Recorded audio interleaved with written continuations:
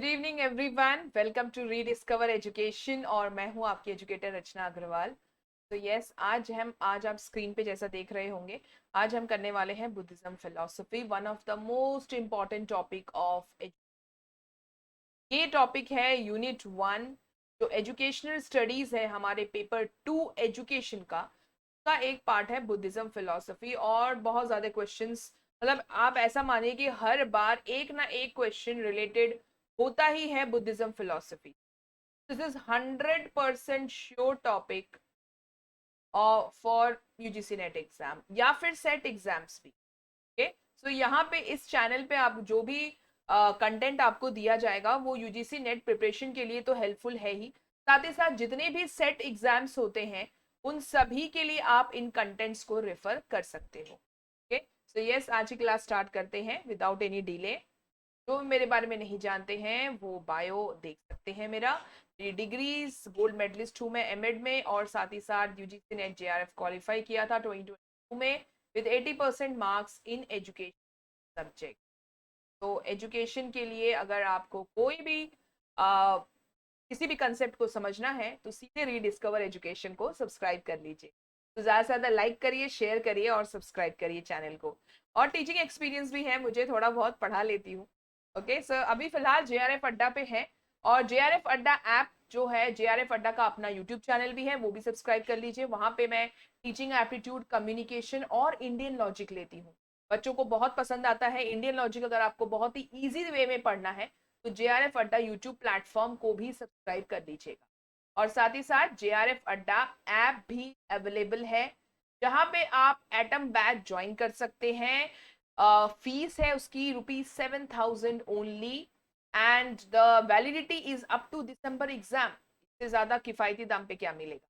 और इसमें आपको क्लासेस मिल जाती हैं, पेपर 1 पेपर 2 दोनों। और साथ ही साथ अगर आपको पीडीएफ चाहिए तो वो भी आपको वहां से मिल जाता है, डिटेल्ड पीडीएफ, ताकि आप अपने नोट्स बना सको। ओके, तो यस, विदाउट एनी डिले हम लोग स्टार्ट करते हैं क्लास को।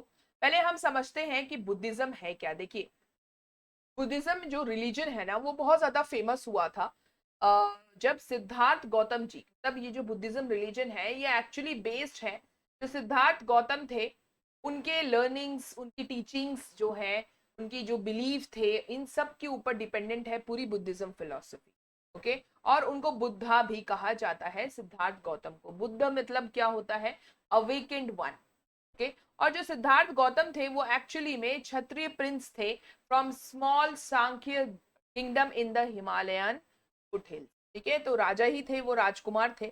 और विद द कमिंग टाइम उनको एहसास हुआ कि व्हाट इज लाइफ, व्हाट जो हमें इतने दुख है, हम इतने दुखी क्यों रहते हैं, इन सब सवालों के जवाब जब वो ढूंढने गए, और उस दौरान जो उन्होंने टीचिंग दी वही बुद्धिज्म रिलीजन का बेस बना, और वही हम बुद्धिज्म फिलोसफी बोलेंगे।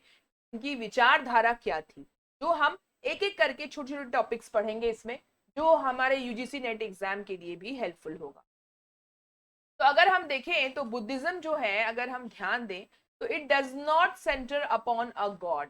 उन्होंने साफ साफ कहा था कि ये ऐसा रिलीजन है बुद्धिज्म जो एक गॉड पे सेंटर्ड नहीं है। और इन्होंने ये कहा था कि जो हमारी लाइफ का सुप्रीम पर्पस है ना वो निर्वाणा है। निर्वाणा को प्राप्त करना यानी कि होता है रिनंसिएशन ऑफ डिजायर, अपनी जो भी इच्छा है उन सब का त्याग करना। ओके, तभी आपको जो है अपने दुखों से मुक्ति मिलेगी, कि आपकी पीड़ा से आपको मुक्ति मुक्ति मिलेगी, यानी कि liberation from your suffering. And the only way is nirvana. ये निर्वाणा का कंसेप्ट जो है वो बुद्धिज्म फिलोसफी का ही दिया हुआ है।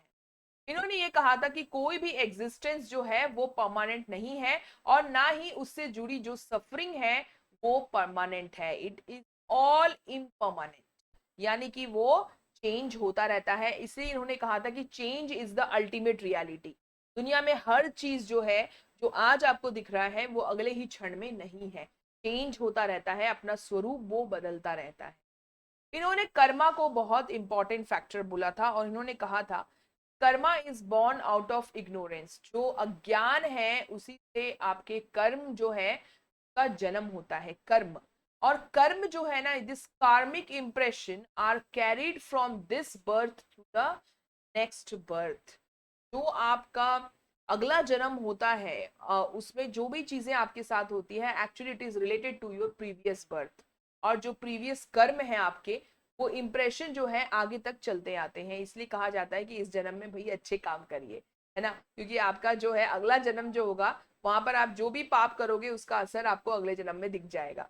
ठीक है, that simple thing is that उन्होंने कर्मा को बहुत ज्यादा बोला, निर्वाणा को बोला, गॉड पे बिलीव नहीं करते थे।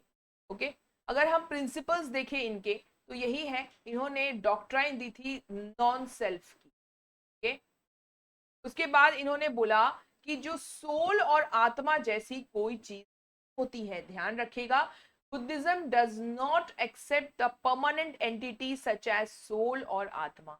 हमने इससे पहले पढ़ा था योगा फिलॉसफी और सांख्य फिलॉसफी, सोल को बहुत इंपॉर्टेंट बोला था, सुप्रीम सोल है, और बाकी जो है पुरुष, पुरुष बोला था दैट इज सोल ओनली।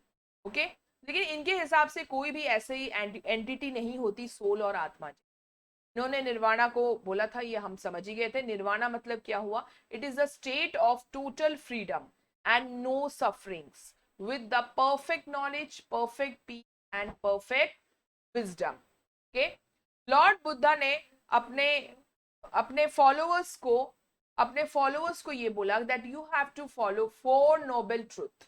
ठीक है, चार आर्य सत्य है जो अभी हम देखेंगे फोर नोबल ट्रूथ क्या है, क्योंकि इस पे बहुत ज्यादा क्वेश्चन। ओके, तो अगर हम देखें तो फोर नोबल ट्रूथ क्या है। सबसे पहला ट्रूथ है द ट्रूथ ऑफ सफरिंग, यानी दुख। दुख तो है भाई, दुख जो है वो है, ये सच्चाई है, दुख का सच।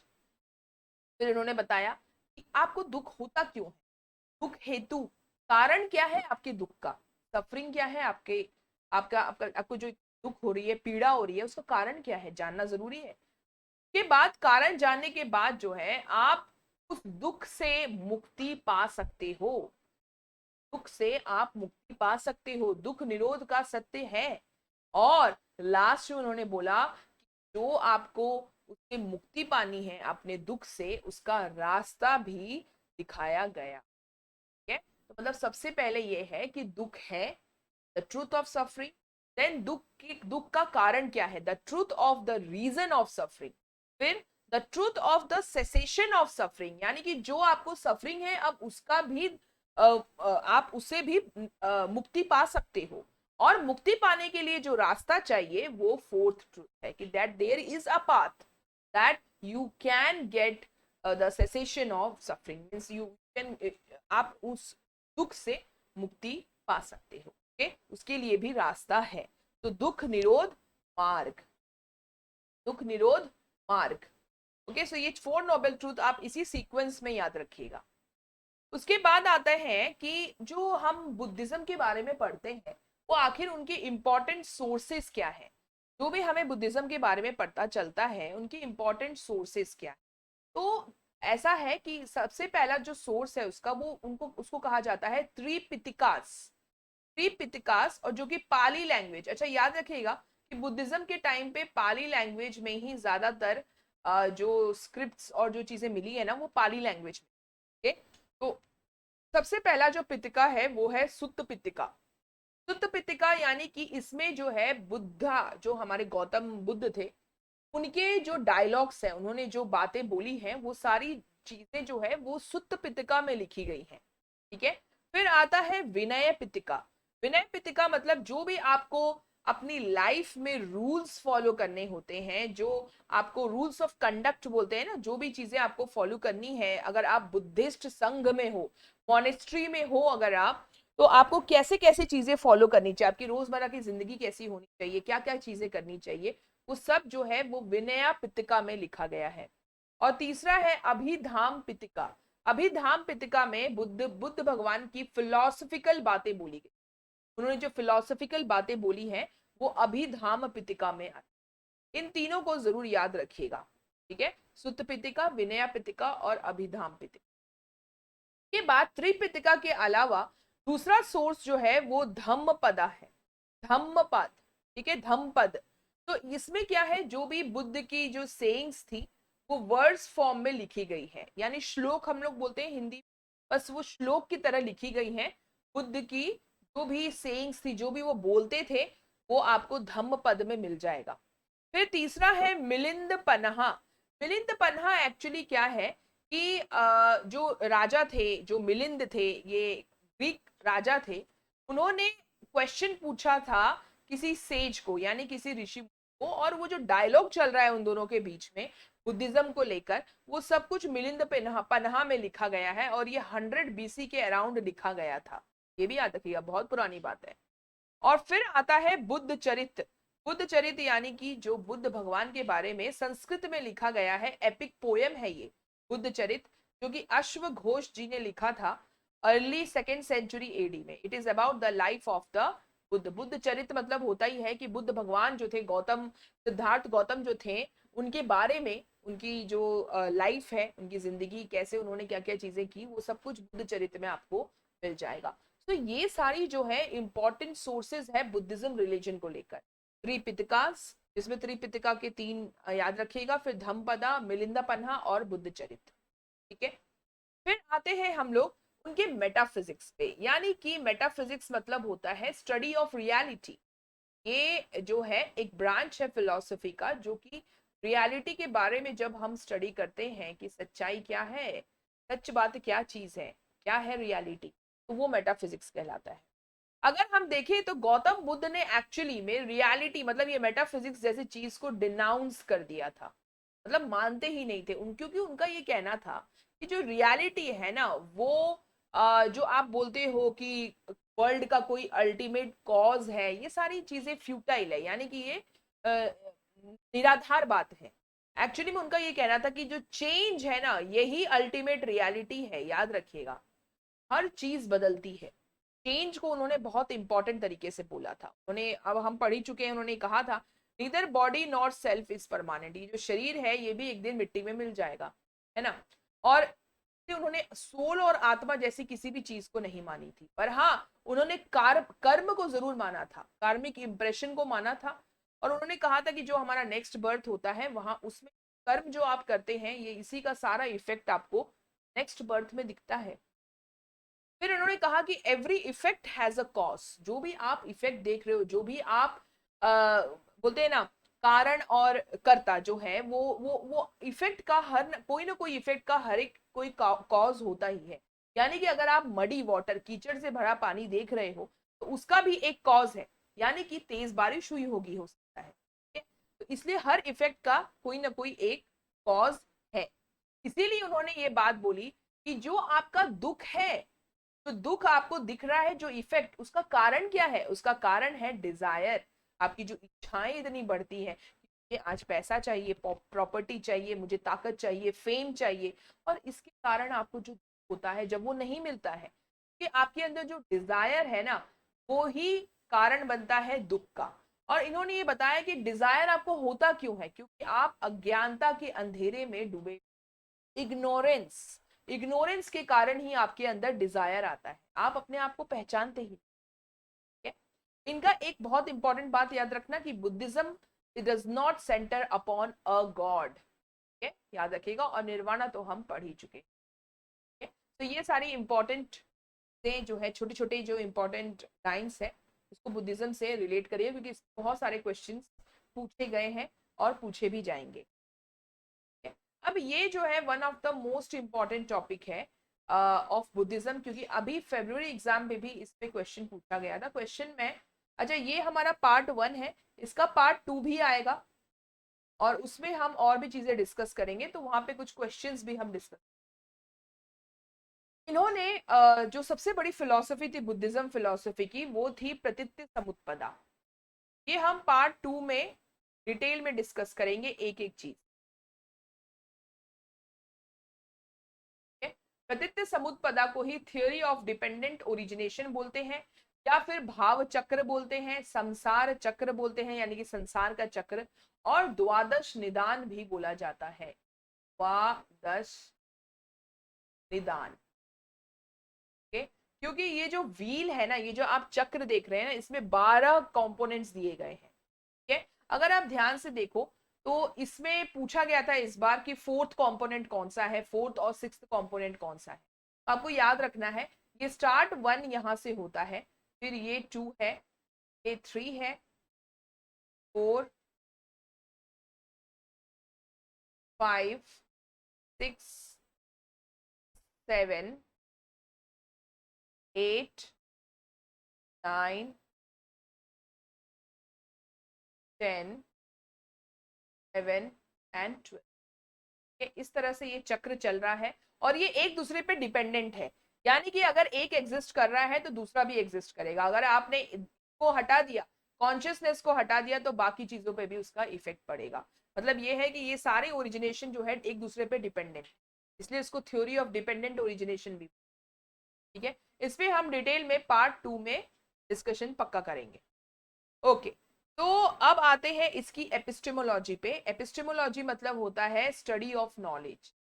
ठीक है, कि बुद्धिज्म ने नॉलेज, यानी कि जो आप को भी ज्ञान प्राप्त करते हैं उसके वैलिड तरीके कौन कौन से हैं, तो इनके हिसाब से जो प्रत्यक्ष, ये इंडियन लॉजिक में आप मेरी क्लास देख सकते हैं प्रमाणास को लेकर, मैंने बहुत डिटेल में समझाया है that what are the types of pramanas. जो इंडियन लॉजिक की क्लास आप जेआरएफ अड्डा यूट्यूब प्लेटफॉर्म को सब्सक्राइब कर लीजिए, वहां पे आपको मेरे इंडियन लॉजिक से रिलेटेड बहुत सारी क्लासेस मिलेंगी। वहां पे आप प्लेलिस्ट देख सकते हैं इंडियन लॉजिक, तो वहां पे आप ये सारी क्लासेस देख सकते हो कि प्रमाणास क्या होते हैं और हर एक के बारे में डिटेल में समझाया है मैंने। ओके, सो अगर हम प्रमाणास देखें, यानी कि आप जो ज्ञान प्राप्त करते हैं उसका वैलिड तरीका कौन सा है, सबसे पहला इन्होंने बोला है प्रत्यक्ष और दूसरा बोला है अनुमान। अनुमान यानी कि जो इन्फ्रेंस हम लगाते हैं, और प्रत्यक्ष यानी कि जो आप अपने सेंस ऑर्गन्स और माइंड को यूज करके जो भी चीजें जिन जिन जिन चीजों की आपको अनुभूति होती है, एक्सपीरियंस होता है, वो प्रत्यक्ष कहलाता है। ठीक है, तो इन दोनों सोर्सेस ऑफ नॉलेज को ही बुद्धिज्म ने वैलिड माना है। याद रखिएगा, क्वेश्चन आ चुका है इस।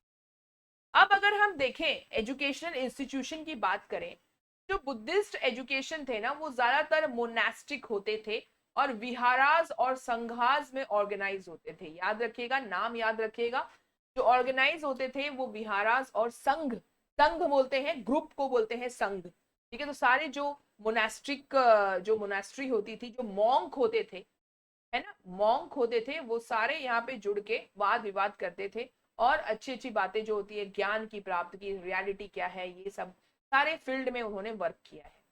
अगर हम देखें तो नालंदा, नालंदा यूनिवर्सिटी आप पढ़ चुके होंगे। नालंदा यूनिवर्सिटी में कहा जाता है कि स्टार्टिंग ऑफ महायान यहीं पे हुआ था। अब महायान और हीनायान क्या है ये हम अगली स्लाइड में पढ़ेंगे, पर इससे पहले आप समझ लीजिए कि महायान और हीनायान जो है वो एक्चुअली में बुद्धिज्म के ही दो पार्ट्स हैं। बुद्धिज्म रिलीजन को मानने वाले भी अलग अलग पार्ट्स में डिवाइड हो गए, कि आप बोल सकते हैं स्कूल्स, अलग अलग स्कूल्स थे। से महायान और हीनायान जो है सबसे ज्यादा फेमस है, और इसका जो तीसरा पार्ट है वो है वज्रयान। 3 स्कूल्स में ये डिवाइड हो गए थे। तो अगर हम देखें कि महायान जो है, महायान जो स्कूल है वो उसकी स्टार्टिंग कहाँ हुई थी, वो नालंदा में हुई थी, याद रखिए। फिर तांत्रिक बुद्धिज्म जो है, जो तांत्रिक और जो ये बोलते हैं ना मंत्र और इन सब चीजों से रिलेटेड जो है, वो उसकी स्टार्टिंग किसमें कहाँ हुई थी, विक्रमशिला यूनिवर्सिटी में हुई। Vikramshila university one of the most important university है, बहुत ज्यादा पूछा जाता है। ये नालंदा यूनिवर्सिटी के पास में ही है। नालंदा बिहार में है और विक्रमशिला भी बिहार में ही है। अभी जो बिहार है हमारा, वहीं पे मिलेगा आपको विक्रमशिला। तो विक्रमशिला यूनिवर्सिटी में तांत्रिक बुद्धिज्म की स्टार्टिंग हुई थी, समझ लीजिएगा। और हीनायान जो है उसकी स्टार्टिंग हुई थी वल्लभी में। वल्लभी जो है यूनिवर्सिटी वो गुजरात साइड में है। तो वल्लभी यूनिवर्सिटी में जो है वो हीनायान की स्टार्ट हुई। और जो वज्रयान बुद्धिज्म है वो जगत दल्ला में स्टार्ट हुआ था। ऐसे ऐसे एक एक क्वेश्चन 2-2 मार्क के पूछ लिए जाते हैं यूजीसी नेट में, और सेट एग्जाम्स में भी ये क्वेश्चंस बहुत कॉमन है। तो आप ये प्लीज अपने नोट्स में ऐड कर लीजिएगा कि महायान, तांत्रिक बुद्धिज्म, हीनायान और वज्रयान बुद्धिज्म किन किन यूनिवर्सिटीज में स्टार्ट हुआ था और फेमस हुआ था। ठीक है, बाकी तक्षशिला यूनिवर्सिटी में भी बुद्धिज्म का एक बहुत बड़ा हब था भाई। बुद्धिज्म के एरा में ही तक्षशिला यूनिवर्सिटी आई थी, उदंतपुरी और अमरावती यूनिवर्सिटी। ठीक है, तो ये थे एजुकेशन इंस्टीट्यूशंस के कुछ नाम, और कहाँ कहाँ पे कौन कौन से स्कूल्स ऑफ जो बुद्धिज्म है वो उनका स्टार्टिंग पॉइंट कौन सी यूनिवर्सिटी। अब यहाँ पे हम समझेंगे कि हीनायान और महायान के बीच में डिफरेंस क्या है। ओके, देखिए हीनायान जो थे ना, इनको हम थेरावड़ा भी बोलते हैं, द लेसर व्हीकल। एक्चुअली में जो हीनायान स्कूल वाले थे, जो हीनायान स्कूल में आते थे, उन्होंने ना बुद्ध भगवान की ओरिजिनल टीचिंग पे बिलीव किया। ठीक है, जो गौतम बुद्ध जी ने जो पढ़ाया था, समझाया था, उन चीजों पे ट्रस्ट किया, उनकी सेइंग्स को ट्रस्ट की, उन्होंने क्या क्या बातें बोली उसको फॉलो करना पसंद करते हैं। जबकि महायान, यानी कि महायान मतलब क्या होता है, यान यानी व्हीकल और महा यानी ग्रेटर। ओके, सो इंग्लिश में अगर कन्वर्ट कर दे तो वो ग्रेटर व्हीकल बन जाएगा। ओके, तो महायान ने एक्चुअली, आप ऐसे समझना कि महान बना दिया उन्होंने। उन्होंने बुद्ध भगवान को भगवान ही बना दिया, हम लोग भगवान ही बोल रही हूं मैं, मतलब गौतम बुद्ध को जो है उन्होंने भगवान का दर्जा दे दिया, महान बना दिया, इसलिए ये महायान कहलाते हैं। तो हेवनलीनेस ऑफ बुद्ध पे इन्होंने विश्वास किया। हीनायान ने इंडिविजुअल सैल्वेशन की बात की, मतलब अकेला इंसान जो है वो जो है निर्वाण प्राप्त कर सकता है through self discipline and meditation. ठीक है, और इन्होंने, महायान ने सारे लोगों की सैल्वेशन की बात की, सब मुक्ति पा सकते हैं with the help of grace, यानी कि बुद्ध भगवान का अगर आप पे आशीर्वाद हो तो आप मुक्ति तुरंत पा सकते हो, निर्वाण, आपको निर्वाण की प्राप्ति हो सकती है। ये आइडल वर्शिप पे बिलीव नहीं करते थे, क्योंकि ये तो ओरिजिनल सेइंग्स पे बिलीव करते थे, ओरिजिनल टीचिंग पे बिलीव करते थे। लेकिन महायान ने तो उनको भगवान मान लिया था, तो ऑब्वियसली ये बिलीव करते हैं आइडल वर्शिप पे। इनकी सारी जो चीजें हैं ना पाली लैंग्वेज पे थी, और इनकी महायान की सारी आपकी जो बुक्स मिलेंगे ना वो संस्कृत लैंग्वेज में। ओके, और ये जो है हीनायान स्कूल ज्यादातर साउथ इंडिया में पाया जाता है, जैसे श्रीलंका में जो बुद्धिज्म मिलेंगे आपको, वो वो बुद्धिस्ट मिलेंगे आपको, वो हीनायान वाले ज्यादा होंगे। ओके, और जो आपको चाइना, कोरिया, जापान, यानी कि नॉर्थ पार्ट जो है एशिया का, वहां पे अगर कोई मिलेगा तो वो महायान वाले होंगे, याद रखिएगा। अब हीनायान में भी ना दो पार्ट है, अच्छा इनके भी पार्ट्स बने हुए हैं। तो हीनायान के दो पार्ट याद रखिएगा, वैभेशिका और सौतंत्रिका। ठीक है, और महायान जो भगवान थे, मतलब आप ऐसे भी याद रख सकते हैं कि महायान थे, बहुत ही महान थे, तो उन्होंने योगा को फॉलो किया और मध्यम पाथ को फॉलो किया, यानी कि बीच का रास्ता। तो महायान में योगाचार और माध्यमिक आ जाते हैं, और हीनायान में वैभेशिका और सौतंत्रिका। ये थोड़ा सा फैक्चुअल इंफॉर्मेशन है, आपको याद रखना ही पड़ेगा। तो यहाँ हमने समझ लिया हीनायान स्कूल और महायान स्कूल का अंतर, और हीनायान क्या है, ये कितने पार्ट्स हैं, और महायान भी क्या है और उनके कितने पार्ट्स हैं। अगर हम सेरेमनीज की बात करें, तो बुद्धिज्म जो फिलोसफी, बुद्धिज्म जो है, बुद्धिज्म रिलीजन, वहां पे पबजा होता है सबसे पहली सेरेमनी। जब बच्चा 8 साल का हो जाता है और 8 साल में एडमिशन लेना होता है उसको, तो फर्स्ट ऑर्डिनेशन यानी कि पहली प्रथा की जाती है, उसको पबजा बोलते हैं। ठीक है, और जो लास्ट होता है, यानी कि आफ्टर 20 ईयर्स जो सेकेंड ऑर्डिनेशन होता है, उसको हम बोलते हैं उपसंपदा, यानी कि अब वो स्कूल एजुकेशन उसका खत्म हो गया है और उसकी एंट्री अब हायर एजुकेशन में हो गई है, और उस बच्चे को एक फुल स्टेटस मिल जाता है मॉन्क का, यानी कि भिक्षु का। ठीक है, तो ये जो ऑर्डिनेशन यानी कि एक प्रथा की जाती है, एक सेरेमनी की जाती है, उस सेरेमनी को बोलते हैं उपसंपदा। ओके, याद रखिएगा, पबजा जो है वो एंट्री इनटू स्कूल एजुकेशन, और उपसंपदा यानी कि end of school education and starting of higher education, तो इसको बोलेंगे उपसंपदा। अब ये जो है अष्टांग मार्ग, this is one of the most important topic, और ये टॉपिक हम पार्ट 2 में डिस्कस करेंगे। तो बुद्धिज्म का जो है पार्ट 2 वो मैं कल लेकर आऊंगी, और पार्ट 2 में हम क्या क्या डिस्कस करने वाले हैं ये ध्यान रखिएगा।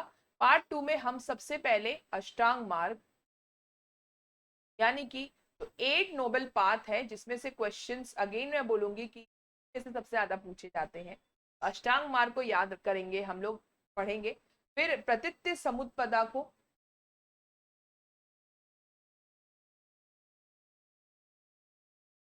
और इनका जो और भी 2-3 फिलॉसफी थी, ठीक है, जैसे कि इन्होंने अनात्मावाद बोला था, उसको समझेंगे हम लोग।